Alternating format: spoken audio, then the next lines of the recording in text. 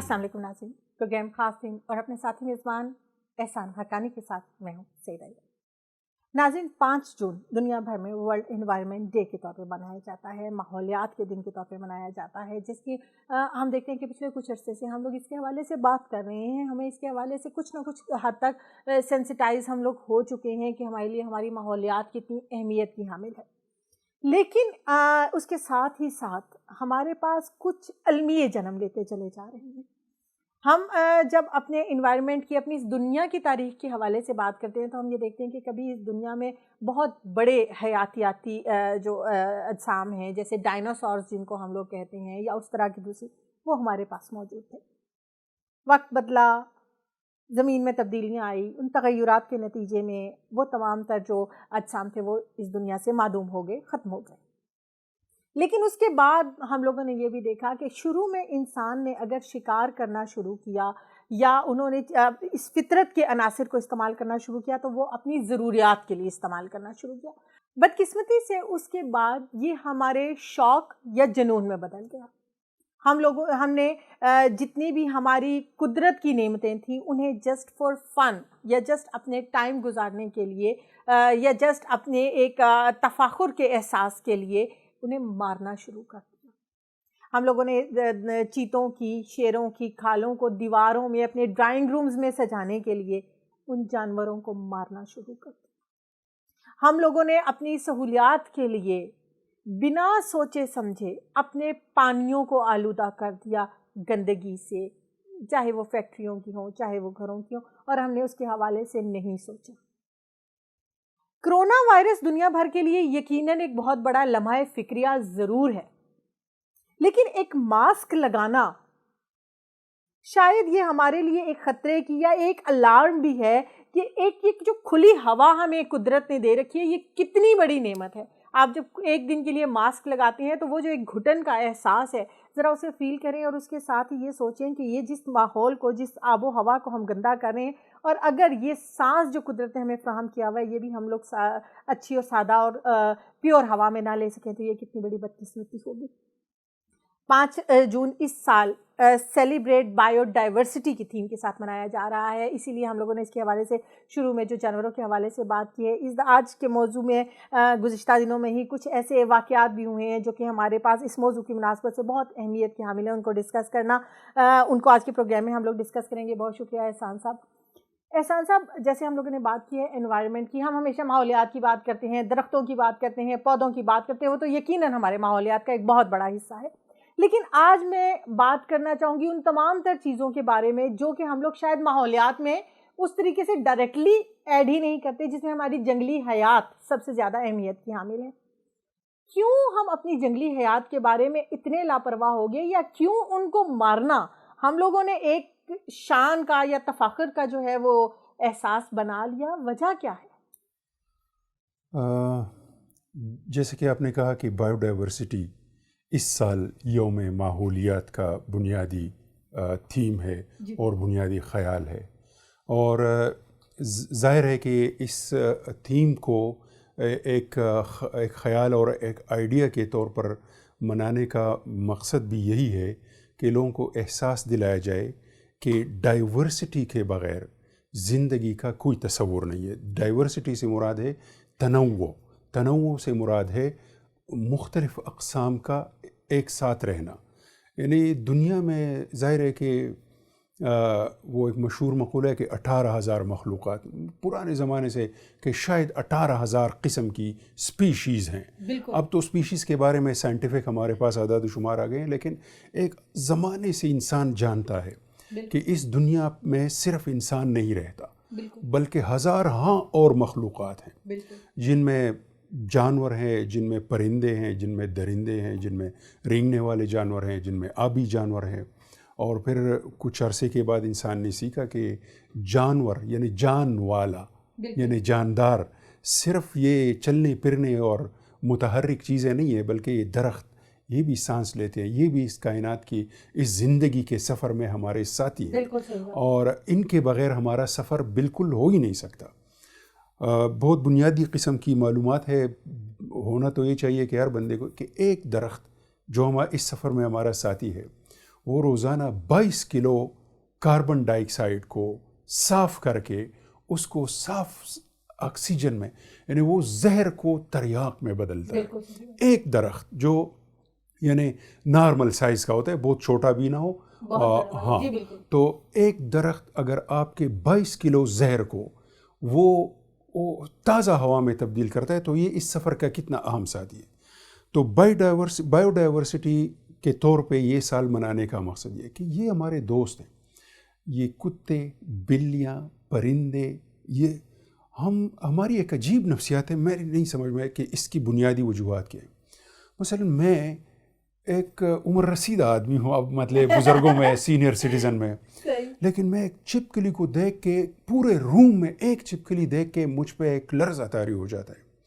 ایک لال بیگ کو دیکھ کے، ایک کاکروچ کو واش روم میں دیکھ کے مطلب کہ میری طبیعت خراب ہوتی ہے. اور جیسے کہ آپ نے کہا کہ ہمارا رویہ یہ اپنے لائف پارٹنرز کے ساتھ کیوں اتنا خراب ہے، تو دنیا میں ایسے لوگ ہیں جو سانپوں کو بھی پکڑتے ہیں. ایون انڈیا میں لوگ گھروں میں سانپ پکڑ کے اس کو جنگل پہنچا کے چھوڑ دیتے ہیں کہ میرا کوئی حق نہیں ہے اس کو مارنا.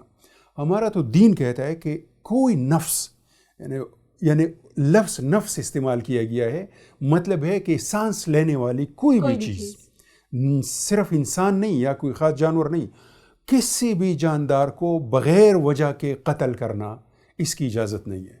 ہم کیوں مطلب کہ ہم یہ بڑے ہم دیکھتے ہیں اور اس کو مارنا ہم مطلب کہ، حالانکہ کہا جاتا ہے کہ اگر تمام بھیڑیں اس دنیا سے ختم کر دی جائیں تو اس کے بعد یہ جو پورا ہمارا لائف سائیکل ہے وہ پورا ڈسٹرب ہو سکتا ہے. یہ جو اللہ تعالیٰ نے قرآن مجید میں کہا ہے وہ تو کسی اور کانٹیکس میں ہے، لیکن وقت کے ساتھ انسان کی سمجھ میں آ رہا ہے کہ یار ان آیات کا یہ بھی مطلب ہے. مثال کے طور پر کہ اللہ تعالیٰ کے کئی بار ہم ایک چھوٹے سے گروہ کے ذریعے ایک بڑے گروہ کی پٹائی کر دیتے ہیں. بالکل. یہ جو ایک طرح کے جانور ہیں، یہ ایک اور طرح کے جانوروں کو مطلب کنٹرول میں رکھنے کے لیے ہے. جی بالکل. اور ابھی یہ کہا جا رہا ہے، بلکہ اگلا سوال بھی میرا آپ سے یہی تھا کہ ابھی ہم لوگ یہ دیکھ رہے ہیں کہ ٹڈی دل ہماری اکانومی کے لیے، ہماری معیشت، ہماری زراعت کے لیے ایک بہت بڑے خطرے کی صورت میں ہمارے سامنے آ رہا ہے. جب ہم پیسٹی سائڈس کی بات کرتے ہیں تو وہ یقیناً ڈائریکٹلی یا انڈائریکٹلی ہمارے لیے نقصان دہ ہیں، کیونکہ اس کے مضر اثرات بھی ڈیفینیٹلی، وہ اگر ایک طرف سے بچاؤ کر رہے ہیں تو اس کے ہیومن لائف کے اوپر بھی، ہماری فصلوں کے اوپر بھی، لیکن دوسری طرف کہا جا رہا ہے، جی بالکل، سائیڈ ایفیکٹ. لیکن دوسری طرف یہ کہا رہا ہے کہ کچھ چائنیز ڈکس ہیں، ان کی ایک خصوصی قسم ہے، اور اس کے ساتھ تلور، جس کو ہم لوگوں نے اتنی بے دردی کے ساتھ جو ہے وہ یہاں سے نیست و نابود کیے کہ جیسے ہم اس کی جو ہے وہ نسل کشی کے پیچھے پڑے ہوئے تھے. وہ ان کو قابو کرنے کے لیے سب سے بہترین ساتھی ہے. تو یہ جو امبیلنس ہم خود کریٹ کر رہے ہیں، اس کے نتائج کیا ہوں گے؟ صرف تلور نہیں، یہ جو ٹڈی دل ہے نا، یا ٹڈی دل ہے، پتہ نہیں مجھے، میں تو اس کو دل کہتا تھا، لیکن جب مجھے انگریزی میں اس کا نام پتہ چلا تو وہ لوکسٹ ہارٹ ہے. تو میں نے سوچا شاید نہیں، یہ کہا یہ جاتا ہے کہ دل ایک لشکر کے لیے، چونکہ دل کا لفظ استعمال کیا جاتا ہے تو یہ دل جو ہے یہ ٹڈی ایک ہوتی ہے، اور یہ چونکہ ہمیشہ لشکر کی فارم میں آتی ہے تو اس لیے اس کو دل کہا جاتا ہے.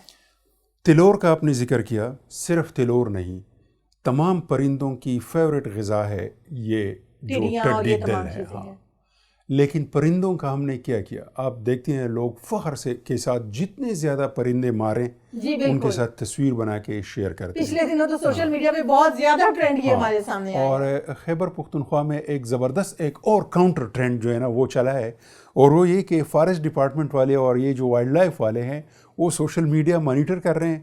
جو بندہ ایسی تصویر شیئر کرتا ہے جس میں اس نے پرندے مارے ہیں یا کچھ اور اس طرح کا کیا ہے تو فوراً جا کے اس کو جرمانے بھی کرتے ہیں، گرفتار. بہت اچھی چیز ہے، بہت اچھی چیز ہے. تو پرندے کہتے ہیں نا کہ پرندوں کی نسل اگر آپ نے ختم کرنی ہے، پہلے ان کی بیٹھنے کی جگہ ختم کریں. ان کی بیٹھنے کی جگہ کیا ہے؟ جنگل. جنگلات ہمارے ملک میں رقبے سے جو ریکوائرڈ رقبہ ہے، مطلوبہ مقدار ہے، اس سے بہت کم ہے. درخت پہلے ہمارے شہروں اور بازاروں میں درخت ہوتے تھے، لوگ بازار میں جو ہے نا درخت کے سائے میں بیٹھ کے سستاتے تھے، آنے والے مسافر بیٹھتے تھے. اب آپ کے بازاروں میں، اسلام آباد میں تو الحمدللہ یہ چیز ہے بڑی حد تک، لیکن پھر بھی روڈ انفراسٹرکچر اور ان تمام تک چیزوں نے بڑی حد تک ان کو افیکٹ کیا ہے. تو میرا تو جو مطلب کہ روڈ کا تاثر ہمارے بچپن میں یہ تھا. اب چونکہ ہمارا بچپن پرانے زمانے پچھلی صدی کا ہے کہ روڈ کا مطلب ہے ایک ایسی سڑک جس کے دونوں اطراف میں درختوں کی قطاریں لگی ہوئی ہوں. بالکل یہی چیز. اب آپ سڑک کا مطلب ہے تارکول, اور وہ آپ اس زمین کے اس حصے کو آپ آسمان سے اور آپ ماحول سے کاٹ دیتے ہو. جی بالکل. اور اسی کی وجہ اگر ہم اس کا نتیجہ بھی دیکھیں تو نتیجہ ہمارے پاس کیا نکل رہا ہے کہ ایک طرف ہم لوگ درخت کاٹ کے وہ اس ٹھنڈک سے اور اس تمام تر چیزوں سے محروم ہو رہے ہیں, اور دوسری طرف وہ جو گرمی کی شدت ہے, ہم پچھلے کچھ عرصے سے دیکھ رہے ہیں کہ ہمارے پاس موسم گرما بڑا سخت آ رہا ہے.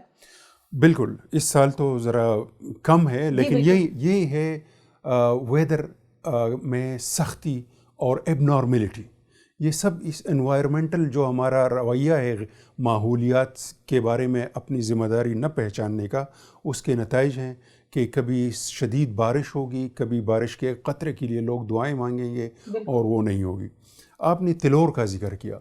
اللہ تعالیٰ نے بار بار ہمیں سمجھایا ہے اور پریکٹیکل کر کے دکھایا ہے کہ اگر آپ ماحول کے ساتھ ایسی سلوک کرو گے تو مصر میں کچھ سال پرانی بات ہے, لیکن دریائے نیل کے دونوں کناروں پہ بہت زیادہ جھیل ہیں. یعنی ایک تو خود دریائے نیل جو ہے نا یہ مچھلیوں کا اور کاروبار کا اور آمد و رفت کا بہت بڑا ذریعہ ہے, لیکن ایک طرف دوسری طرف دریائے نیل کے دونوں کناروں پہ بستیاں آباد ہیں اور وہاں پہ مچھیروں کی پوری کالونیاں ہیں اور بڑے بڑے تالاب ہیں, اور ہر تالاب کے اپنے مطلب کہ اس کی پیداوار ہے. کسی علاقے میں ایک بہت بڑا تالاب تھا اور اس میں جس قسم کی مچھلی پائی جاتی تھی وہ مچھلی مارکیٹ میں بہت مہنگی بکتی تھی. جس طرح کہ ہمارے ہاں ٹراؤٹ کو لوگ بہت پسند کرتے ہیں اور 2,500-3,000 روپے میں کلو لیتے ہیں, اور آپ کو 200-250 روپے میں بھی مچھلی ملتی ہے, اور آپ ایک قیمتی مچھلی آپ اس کے 10 گنا قیمت پہ خریدتے ہیں. اس تالاب میں جو مچھلی تھی وہ بہت قیمتی اور اچھی قیمت پہ بکتی تھی, لیکن مسئلہ یہ تھا کہ اس تالاب میں کچھ مگرمچھ تھے, اور ظاہر ہے کہ یہ تالاب اس دریائے نیل کے پانی اس میں آتا ہے اور جاتا ہے, اور ایک کنیکشن ہے دریا کے ساتھ جو مین دریا ہے اس کے ساتھ. تو وہاں اس تالاب کے کنارے جو بستی کے کسان تھے یا مچھیرے تھے, ان کی کوئی سوسائٹی یونین یا مطلب کہ کمیونٹی نے یہ فیصلہ کیا کہ یار یہ مگرمچھ جو ہے نا یہ ان مچھلیوں کو کھا کے زندہ رہتے ہیں, اگر ہم ان مگرمچھوں کا کوئی علاج نکالیں تو مچھلیوں کی پیداوار بڑھ جائے گی. انہوں نے کیا کہتے ہیں لاٹھیاں اٹھائیں اور مگرمچھوں کا انہوں نے انتظام کر لیا, اور سارے مگرمچھ اس دریا کے اس تالاب کے انہوں نے ختم کر دی. اور نتیجہ اس کا یہ نکلا کہ اس کے نتیجے میں وہ خاص قسم کی مچھلیوں کی پیداوار بڑھنے کی بجائے وہ کم ہو کے جب ختم ہونے لگی, اور یہ کسان ادھر ادھر ہر جگہ کی مچھلیوں کو کیا ہوا, ہم نے تو ان کا سب سے بڑا دشمن ختم کر دیا ہے, اب ان کی پیداوار میں اضافہ ہونا چاہیے اور یہ تو ختم ہو رہے ہیں. تو پھر ماہرین ماحولیات کو پتہ چلا کہ یہ مچھلی اللہ تعالیٰ نے تمہارے ایک کسانوں تمہارے لیے نہیں, یہ تو ان مگرمچھوں کے لیے پیدا کی تھی. اب مگرمچھ آپ نے ہٹا دیے تو اب آپ مگرمچھوں کا, ان لوگوں نے پھر افریقہ کے کسی اور ملک سے ان مگرمچھوں کی نسل وہاں سے بچے لے کے آئے, اور پھر بڑی مشکل سے اس تالاب میں وہ مچھلی رسٹ. تو اس دنیا میں یہ ایک بیلنس ہے, کائنات کا بیلنس جو ہے وہ اللہ تعالیٰ نے کہیں نہ کہیں, اور وہ جو ہم لوگوں نے ایک بچپن میں کہانی سنا کرتے تھے نا کہ وہ جو ایک مرغی سونے کا انڈا, اور ہم اس لالچ میں جب ہم اس کا پیٹ کاٹ دیتے ہیں تو پھر ہمارے ہاتھ کچھ بھی نہیں آتا ہے. جب ابھی آپ نے مچھلیوں کے حوالے سے بات کیا تو ہم لوگ یہ بھی دیکھ رہے ہیں کہ سمندری آلودگی ایک بہت بڑا ہمارے سامنے ایشو جو ہے وہ سامنے آ رہا ہے. ہم یہ دیکھتے ہیں کہ ہم لوگوں نے اپنے سمندروں, اپنے دریاؤں, اپنے جھیلوں کو, چاہے وہ پلاسٹک بیگز ہیں, چاہے وہ ہماری آلودگی ہے, ہماری سیوریج ہے, چاہے وہ ہمارا انڈسٹریل ویسٹ ہے, اس کو ہم لوگوں نے بے دریغ سمندروں اور دریاؤں میں پھینکا اور بغیر کسی ٹریٹمنٹ کے پھینکا, اور اس کا نتیجہ آج یہ نکل رہا ہے کہ ہماری جو حیاتیات ہے, سمندری حیاتیات ہے, اس کو خطرہ لاحق ہو چکا ہے. عوام, ہم ہر چیز حکومت سے ایکسپیکٹ کرتے ہیں. کیا ہم جو اب اتنے پڑھے لکھے لوگ بھی ہیں, شعور بھی رکھتے ہیں, اس کے باوجود ہم آلودگی میں اپنا پارٹ ضرور ادا کرتے ہیں, کیوں ہم لوگ سینسٹائز نہیں ہو پا رہے ہیں؟ اس میں سیدھا اپنے لفظ استعمال کے سمندری حیات, تو اس سے ایسا ایک تاثر ملتا ہے جیسے سمندر اسلام آباد میں تو کوئی سمندر نہیں ہے، پنجاب میں بھی کوئی سمندر نہیں ہے. بالکل صحیح صحیح لفظ ہے آبی حیات. جی بالکل جو پانی میں، اب پانی کا آپ دیکھتے ہیں یہاں راولپنڈی کا جو نالہ لئی ہے، اس میں اپنے اگر کتنے نالے میں مجھے یاد ہیں کہ جو آج سے 20 سال پہلے وہ آبی حیات کے گھر تھے. جی سر، اور یہ بھی مطلب کہا جاتا ہے کہ چونکہ یہ جو نالہ لئی ہے، ہم لوگ چونکہ میرا تعلق پنڈی سے ہے اور ہم لوگ وہاں رہتے ہیں جہاں سے نالہ بڑے قریب سے گزرتا ہے، تو میری والدہ بتایا کرتی تھی کہ بہت زیادہ پرانی بات نہیں ہے، یہ صرف 20-25 سال پرانی بات ہے کہ یہ پانی پینے کے لیے استعمال ہوتا تھا اور یہ لوگ جو سراؤنڈنگز میں تھے یہ اس پانی کو یوز کرتے تھے، اس میں مچھلیاں. لیکن اس کے بعد لوگوں نے اپنے گٹرز کا پانی جب اس میں ڈالنا شروع کر دیا تو اس کا نتیجہ یہ نکلا کہ آج یہ نالے بن گئے. دنیا بہت خوبصورت تھی، ہم نے اس کو بہت گندا کر دیا ہے. میں اپنے بچوں کو، جو گاؤں میں میرا گھر ہے اور اس کے قریب ایک ندی گزرتی ہے، ابھی وہ گندے پانی کا ایک نالہ ہے. جب میں اپنے بچوں کو بتاتا ہوں ایسے ایسے پرندے اس میں ہم نے دیکھے ہیں اڑتے ہوئے اپنے آس پاس، کہ اب وہ ایسے پرندے انٹرنیٹ پہ سرچ کر کے ان کی تصویر ہمیں نظر آتی ہے. انہی ندی نالوں میں ہم نے مچھلیاں پکڑی ہیں A1 قسم کی، اعلیٰ قسم کی، اور تنوع تھا اس میں، ڈائیورسٹی جو ہم منا رہے ہیں، ڈائیورسٹی ہم ختم کر رہے ہیں. ہم لگے ہوئے ہیں جو پرندوں کی 150 اقسام اگر میں نے بچپن میں دیکھے تو میرے بچے نے شاید 20 قسم کے پرندے بھی زندہ اور مطلب کہ حقیقی لائف میں نہیں دیکھی ہوں گی.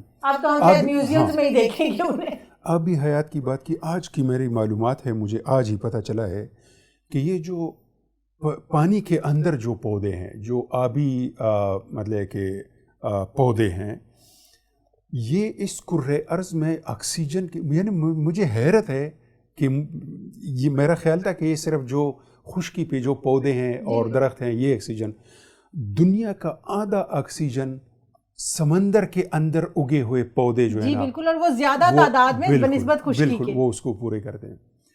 تو ماحول جو ہے نا، یہ انسان کا اصل امتحان ہے، اور یہ ایک ایسا امتحان ہے جو نسلوں نے اس کو پاس کرنا ہوتا ہے اور دہائیاں لگتی ہیں بالکل صحیح اس کے نتائج آنے میں. بالکل. اور سر میں تو کم سے کم ابھی پچھلے دنوں اس حوالے سے سوچ بھی رہی تھی کہ میں جب یہ ماسک لگاتی ہوں تو وہ سانس میں ایک جو گھٹن، ایک انکمفرٹیبل ہوتے ہیں، تو احساس ہوا کہ ایک کھلی ہوا میں جو ہم سانس لیتے ہیں یہ بھی کتنی بڑی نعمت ہے.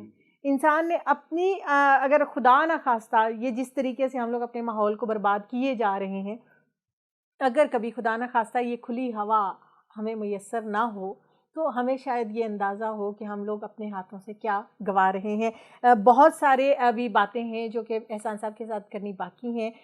ہم اپنے رویوں کے حوالے سے بھی بات کریں گے. پچھلے دنوں کچھ ناخوشگوار واقعہ ہوئے، ان کو بھی ہماری انوائرمنٹ کے حوالے سے ان کو بھی ڈسکس کریں گے. لیکن پروگرام میں ابھی وقت ہو جاتا ہے ایک چھوٹے سے بریک کا. ملتے ہیں بریک کے بعد.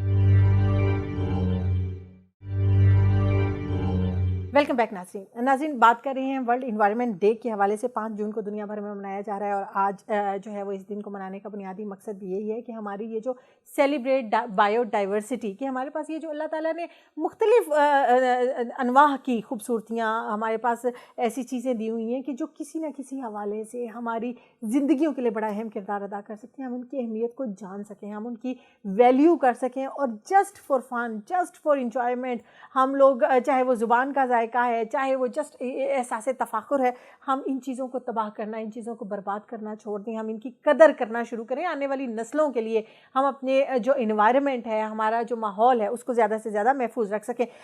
سر ایک چھوٹا سا کویسچن کروں گی اور اس کے بعد میں ایک افسوسناک واقعہ آپ کے ساتھ ڈسکس کرنا چاہوں گی، اس کے اوپر آپ کا ریویو لینا چاہوں گی. یہ جو میں نے اسٹارٹ میں بھی بات کی ہے کہ چیتے کی کھال دیوار پہ لگانا ہم لوگوں نے ایک فیشن بنا لیا، ایک کلاس سمبل بنا لیا. کیا یہ وہ ایک شاید جاگیردارانہ اور سرمایہ دارانہ نظام کی پیداوار، یہ سوچ جس میں ہم لوگوں نے جو ہے وہ اس قسم کی چیزوں کو، کیا تعلیم، ہمارے رویوں میں بہتری، ہماری تربیت میں بہتری، کیا یہ تمام تر چیزیں مل کر بھی ان اثرات کو ختم نہیں کر سکی؟ اصل میں تعلیم تو ابھی ہماری پوری نہیں ہوئی ہے. بے آپ کی جو ہے نا لٹریسی ریٹ، جو تعلیم نہیں ہے بالکل، بلکہ تعلیم حاصل کرنے کی بنیادی ٹریننگ آپ اس کو کہیں، بالکل، لکھنے پڑھنے، اور ڈگری دو الگ چیزیں، یعنی علم، یہ خواندگی ہے. خواندگی جو ہے نا یہ تو اس کے بعد تعلیم شروع ہوتی ہے. پہلے تو آپ سیکھتے ہو کہ الف سیدھا ہوتا ہے کہ لمبا ہوتا ہے, ٹھیک ہے. تو آپ کی ہماری خواندگی کی شرح جو ہے نا وہ بمشکل 50% سے بھی بہت کم, بالکل بہت کم ہے, ٹھیک ہے. تو ابھی ہمیں بہت کچھ سیکھنا ہے. اب سیکھنے کے کئی طریقے ہیں. ایک یہ ہوتا ہے کہ آپ ٹکر کھا کے گر کے پتہ چلتا ہے آپ کو کہ اس طرح یہاں پہ یہ رکاوٹ ہے. احسان صاحب ہم بڑی ٹکریں کھا چکے ہیں پھر بھی سمجھ نہیں آ رہی. اور سمجھدار لوگ ٹکر سے پہلے وہ اپنی آنکھوں کا بھی استعمال کرتے ہیں, اپنے کانوں کا بھی استعمال کرتے ہیں. یہ جو پاکستان کا ہمارا ملک ہے نا, ڈائیورسٹی کے حوالے سے, قدرتی وسائل کے حوالے سے, بالکل جو کچھ اللہ تعالیٰ نے ہمیں دیا ہے, بلا شبہ دنیا میں بہت کم ممالک ایسے ہوں گے. کسی نے اس کی چارٹنگ بھی کی, انڈیکس بنایا ہوا ہے کہ دنیا میں کتنے ملک ہیں جن کے پاس سمندر نہیں ہے. آپ کے ملک میں سمندر ہے. بالکل. کتنے ممالک ہیں جو پہاڑی علاقے ہیں وہاں پہ میدان نہیں ہے, آپ کے پاس میدان ہے. کتنے ممالک ہیں جو میدانی علاقے ہیں, پہاڑ نہیں ہے, آپ کے پاس پہاڑ ہے. آپ کے پاس جنگل ہے, آپ کے پاس آبادی ہے, آپ کے پاس نوجوانوں کی بہت بڑی تعداد ہے, آپ کے پاس سردی گرمی ہر قسم کا موسم ہے, ہر قسم کا پھل ہے. آپ کے پھلوں, کمال کی بات یہ ہے کہ آپ کے پڑوس میں انڈیا ہے, آپ انڈین آم اٹھائیں اور پاکستانی آم اٹھائیں اور ذائقے میں آنکھیں بند کر کے آپ کو فرق نظر آتا ہے کہ کون سا آم جو ہے نا, حالانکہ وہاں اور یہاں کا اتنا بڑا فرق نہیں ہے. تو اللہ تعالیٰ نے ہمیں اتنا بڑا مطلب کہ ایک کیا کہتے ہیں, ایک وسائل دیے ہیں اس ملک کو. بلا شک یہ وسائل جو ہے نا مسلسل ہم ان کو مطلب کہ ہم نے بے رحمانہ ان کا استعمال کیا. ابھی میں سمجھتا ہوں کہ شکر الحمدللہ کہ وہ وقت آ چکا ہے کہ ہمیں ان وسائل کا اب احساس ہو رہا ہے, اس کی اہمیت کا. اور یہ جو میں اور آپ گفتگو کر رہے ہیں انوائرمنٹ کے حوالے سے, ماحول, قدرتی وسائل اور حیاتیاتی تنوع, ایسا لفظ ہے مشکل کہ لوگوں ہمیں مطلب کہ بایو ڈائیورسٹی کو سمجھنا پڑتا ہے کہ کیا ہے. حالانکہ کتنا عام ہے کہ یہ جو زمین پر اور اس ماحول میں جو اور جان رکھنے والے اور سانس لینے والی چیزیں ہیں, اس میں جو ہم موذی جانور کہتے ہیں, موذی کا مطلب ہے کہ اس کو دیکھتی ہی مار دیا کرو, نہیں. شیر ہے, اگر وہ شہر میں ہے تو ظاہر ہے وہ ضرر پہنچائے گا, لیکن وہ شہر کا باسی نہیں ہے. اس کا جو جگہ اس کی ہے آپ اس کو وہاں رہنے ہم نے وہی جگہ تو ختم کر دی. وہی میں کہہ رہا ہوں. بالکل. تو ہم نے اس کو موذی ہم نے بنایا ہے. یار وہ جنگل میں رہتا ہے, اپنا انتظام اس کا ہو جاتا ہے, آپ کو کوئی راشن دینے کی ضرورت نہیں ہے, وہ اپنا انتظام کر لیتا ہے. قدرت نے اس کا انتظام کیا ہوا ہے, لیکن ہم نے قدرت کے اس انتظام کو ڈسٹرب کیا ہے. اب میرا خیال ہے کہ ظاہر ہے کہ عمل کہاں سے شروع ہوتا ہے, سوچ سے. سوچ موجود ہے, سوچ پیدا ہوئی ہے, سوچ میں اضافہ ہو رہا ہے, لوگ اس بارے میں حساسیت میں مطلب کہ بڑھ رہی ہے کہ ہمیں اپنے ماحول کا خیال رکھنا ہے, نہیں تو ماحول جو انتقام ہم سے لے گا. ابھی ہم روتے ہیں کہ بجلی نہیں ہے اور گیس نہیں ہے, پھر اگر خدا نخواستہ ماحول نے اپنی سپلائی روشنی کی روک دی, ماحول نے 1-2 سال پہلے کراچی میں ہوا کی سپلائی تھوڑی سی کم کر دی تھی, 1500-1600 لوگ 1-2 دن میں وہاں پہ مر گئے تھے. ماحول نے اگر آپ کو پانی کی سپلائی میں کمی کر دی, ہوا کی سپلائی میں, تو یہ بہت ہی خطرناک ہوگا. تو پوری دنیا میں یہ احساس بہت سٹرانگ ہے اور پاکستان میں کم ہے, لیکن چلو ہے, اور اس کو بہت زیادہ ہونا چاہیے. ماحول کے حوالے سے ہمیں دیوانوار کام کرنا چاہیے, یعنی ایسا کہ لوگ کہیں کہ یار یہ کیا, اتنا بھی نہیں, لیکن جتنا ہم کریں گے یہ کم ہوگا ماحول بچانے کے. بالکل. کچھ دن پہلے ہی ایک بڑا افسوسناک واقعہ ہمارے سامنے آیا ہے کہ کچھ لوگوں نے ایک ہتھنی کو just for fun, not for any purpose, not for anything, اس کو بارود جو ہے وہ ایک پھل میں, اناناس میں ڈال کے اس کو وہ بارود کھلا دیا, اور 5 دن تک وہ ہتھنی جو ہے وہ انتہائی اذیت کی حالت میں, وہ پریگننٹ ایک ہتھنی تھی, کیرالا اسٹیٹ میں اس کے بارے میں کہا جا رہا ہے, اور وہ 5 دن تک انتہائی اذیت کی حالت میں ایک دریا میں جو ہے وہ کھڑی رہی ہے, اور اس کے بعد اس کی موت ہوگی. یہ رویے آخر ان کی وجہ کیا ہے؟ یار انڈیا کی میں بات نہیں کرنا چاہتا, کیونکہ وہاں تو ہاتھی میرے حساب سے اس کی بھی اتنی ہی رسپیکٹ ہے اور لائف پہ اتنا ہی حق ہے جتنا کسی انسان کا ہے. اور شاید مطلب ہے کہ اس میں کچھ تھوڑی بہت اونچ نیچ ہو، لیکن اس زندگی پر جانوروں کا حق تو تسلیم شدہ ہے۔ انڈیا میں تو انسانوں کے ساتھ جو کچھ ہو رہا ہے وہ آپ کے سامنے ہے، جو کچھ کشمیر میں ہو رہا ہے اور جو کچھ اس موجودہ نریندرا مودی کی حکومت میں مسلمانوں کے ساتھ اور دیگر اقلیتوں کے ساتھ ہوا ہے، وہ ایک بہت ہی افسوسناک چیپٹر ہے۔ جس چیز کی طرف آپ اشارہ کر رہے ہو یہ بہت ہی ایک اہم موضوع ہے۔ مجھے دکھ ہے کہ ہمارے ہاں ٹی وی چینلز پہ اور اس میں بہت ساری سیاسی اور ہر طرح کی خبریں ہوتی ہے، لیکن جو اصل گفتگو ہے وہ مسنگ ہے۔ جانوروں کو مطلب کہ مزے کے لیے جانوروں کو تکلیف دینا، بالکل یہ ایک بہت پرانی مطلب کہ قدیم دور سے ہے، اور پھر کئی ملکوں اور کئی قوموں نے سیکھ لیا کہ یار اس طرح نہیں ہونا چاہیے، جانوروں کے بھی حقوق ہے۔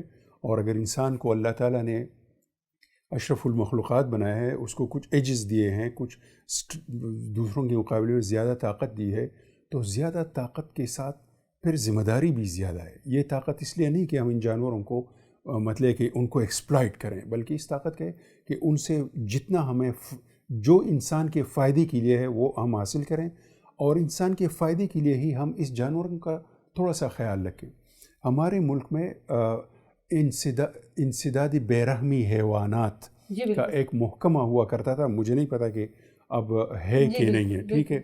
تو ہمارا یعنی ہمارا رویہ پرانے زمانے سے جانوروں کے ساتھ، میں نے یہاں اسلام آباد میں اس طرح کے واقعات دیکھے ہیں کہ لوگوں نے مطلب کہ جانور کو جس طریقے سے باندھتے ہیں، اور بہت سے لوگ گلی میں جو مطلب اسٹرے ڈاگز ہوتے ہیں ان کو مارنا، زخمی جانور ہمارے گلی کوچوں میں ہمیں نظر آتے ہیں، لیکن میرے پاس کوئی طریقہ نہیں ہوتا کہ میں اس کی کیا ہیلپ کر سکتا ہوں۔ حالانکہ ایک شہری کی حیثیت سے میری کچھ ذمہ داری ہے، اور شہریوں کی حیثیت سے ہماری کچھ اجتماعی ذمہ داریاں ہیں اس طرح کے جانوروں کا ہمیں کچھ۔ لیکن اگر زخمی جانور کا اور بیمار جانور کا میں علاج نہیں کر سکتا، اور بھوکے جانور کو میں کھانا نہیں کھلا سکتا، تو اتنا تو میں کر سکتا ہوں نا کہ اس کو اور اس کی اذیت میں اضافہ نہ کروں۔ بالکل صحیح۔ اور یہ جس واقعے کا آپ نے ذکر کیا، یہ تمام انسانوں کے لیے اور خاص طور پر ہندوستان اور پاکستان کے انسانوں کے لیے یہ ایک مطلب کہ ایک خبرداری ہے، اور ایک جگانے والی ایک صدا ہونی چاہیے کہ جانوروں کے ساتھ ہمیں اپنا رویہ بہتر بنانے کی ضرورت ہے۔ اور ہم یہ دیکھتے ہیں کہ اگر ہم اپنے مذہب کی طرف جاتے ہیں، اگر ہم دیکھتے ہیں کہ انسانیت کی طرف اگر ہم چلے جاتے ہیں، اگر ہم آج دنیا کے وہ چارٹرز جو کہ آج سے ہزارہ سال پہلے ہمارے مذہب نے ہمیں دیے ہیں، آج اگر ہم دیکھتے ہیں تو بین الاقوامی دنیا ان چارٹرز کو فالو کر رہی ہے، لیکن اس کے باوجود بھی یہ بے رحمی، کیونکہ میری نظر سے وہ کچھ ویڈیوز گزری ہیں جو کہ اس ہتھنی کو ریسکیو کرنے کی کچھ کوششوں کے حوالے سے کی گئی ہیں، اور یقین کیجئے کہ وہ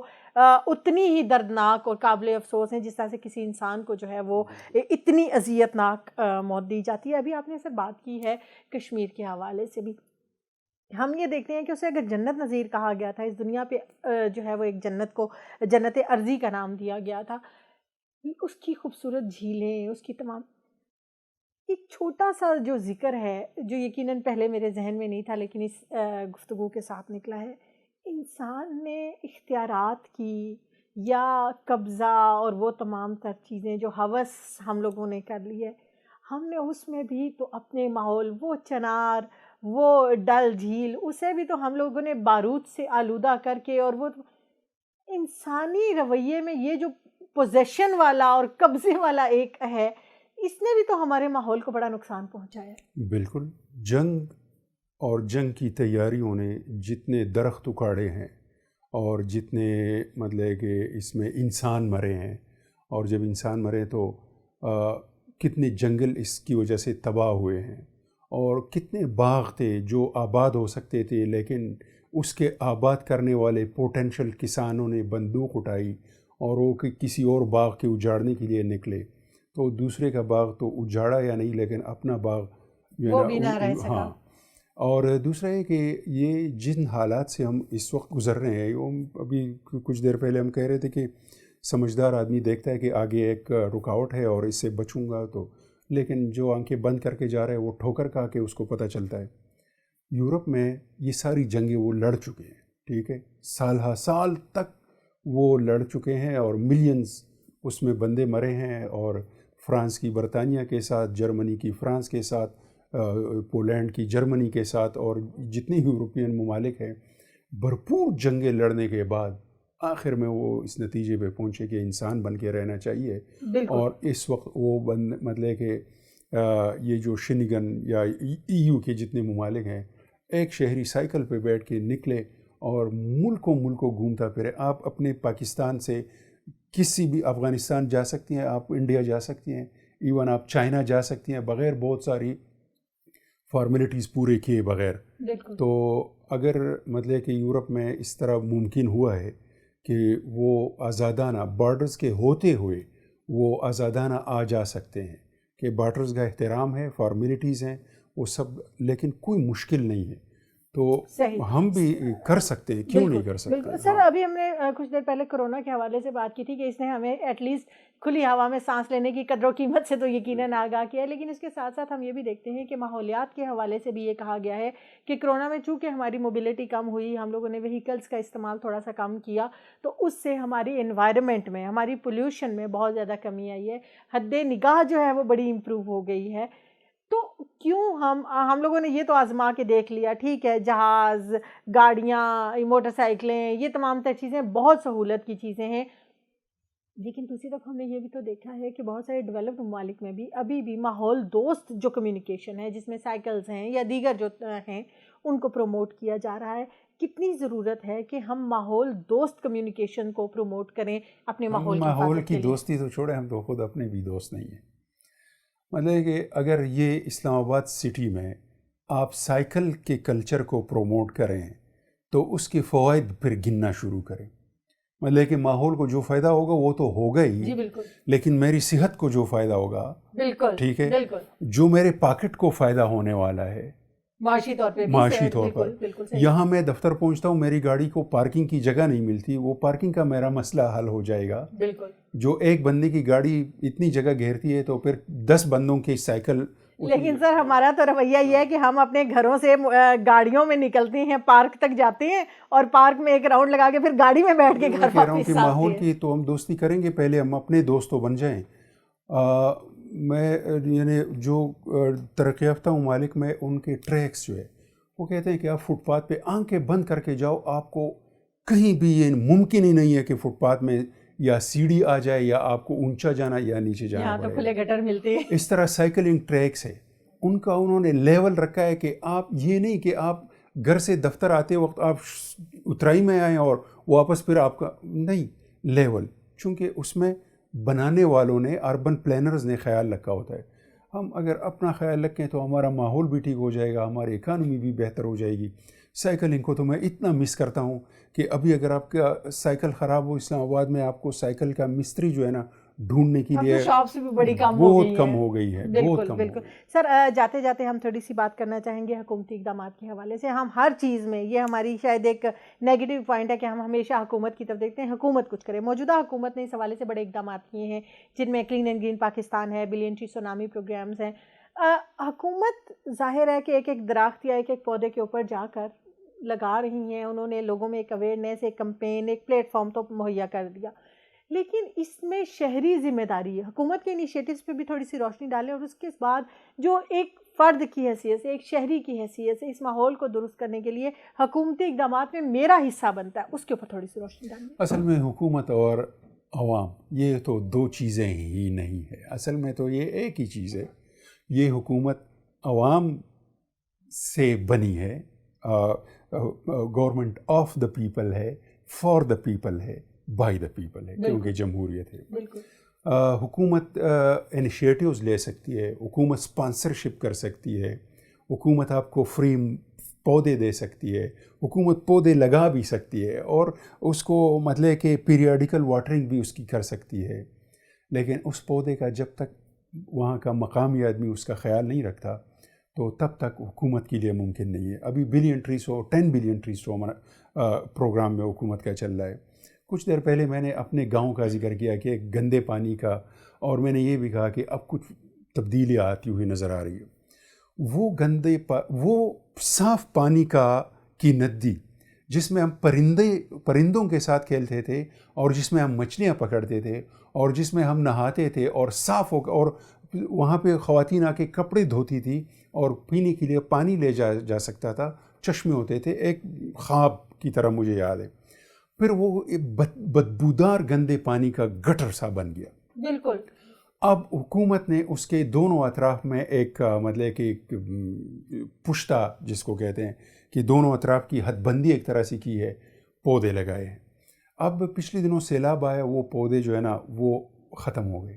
مقامی لوگوں نے ان پودوں کی دوبارہ مرمت کی، جو موجود تھے ان کو سیدھا کیا، ان کو پانی کا سسٹم بنایا. جو پودے بالکل اکڑ گئے تھے اور پودے لا کے انہوں نے، اور یہ جو ہمارے محلہ دار ہیں وہاں پہ، تو انہوں نے اس کو ایک چیلنج کے طور پہ رکھا ہے. اور وہاں پہ ہمارے ایک دوست نے یہ بھی کہا ہے کہ یہ پودے نہیں ہیں، یہ چاولوں کے دیگ ہیں.